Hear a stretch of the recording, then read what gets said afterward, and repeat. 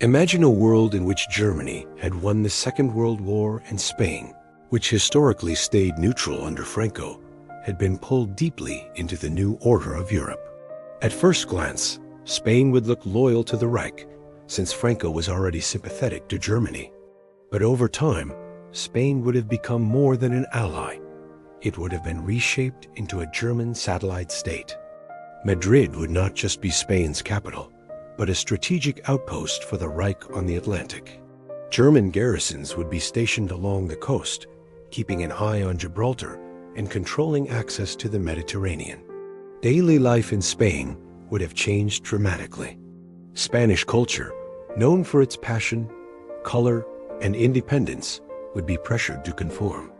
Bullfighting might survive, but twisted into propaganda spectacles where German officials sat in the best seats, using the arena to demonstrate Reich unity. Flamenco, instead of being a raw and emotional art form, could have been sanitized, turned into state-approved folk dances performed at festivals to celebrate German-Spanish friendship. The language would remain Spanish, but schools would push German as a compulsory second tongue. After 2 or 3 generations, everyday speech might blend the two, a strange hybrid where you could order tapas in Spanish, but curse in German. Imagine walking through Madrid and hearing waiters shout across the plaza, "Dos cervezas, bit." Food culture would also be transformed. Traditional tapas bars would be regulated, with sauerkraut alongside Jamin, bratwurst next to churros. Paella might still exist, but officially renamed to honor German-Spanish unity. Reich's Paella. Wine would be exported en masse to Berlin, while the Spanish themselves would be encouraged to drink beer.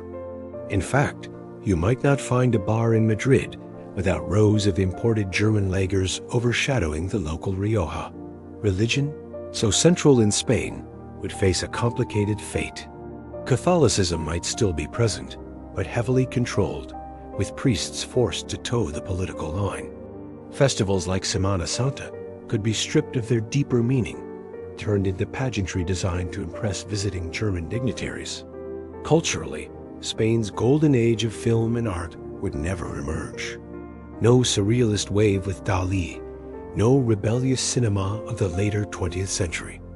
Instead, Spanish artists would be required to serve ideology, endless paintings of heroic farmers, or brotherhood between Spain and Germany. Picasso's Guernica, instead of hanging in Madrid, would have been destroyed, erased from history altogether. And then there are the strange little details that make alternate history so chilling and fascinating. In football, Real Madrid and Barcelona might still exist, but their rivalry would be tightly controlled. The Champions League would never exist. Instead, there might be a Reichscup with Bayern Munich traveling to play Real Madrid, but every match beginning with a salute to Berlin. Imagine Messi or Cristiano Ronaldo growing up not as global icons, but as carefully managed athletes forbidden from too much fame. Tourism, today one of Spain's biggest industries, would look completely different. Instead of British and German holidaymakers filling the beaches of Mallorca, the islands might have been military bases, closed to outsiders. The Costa del Sol could be filled not with sunbathers, but with gray concrete bunkers watching over the Mediterranean.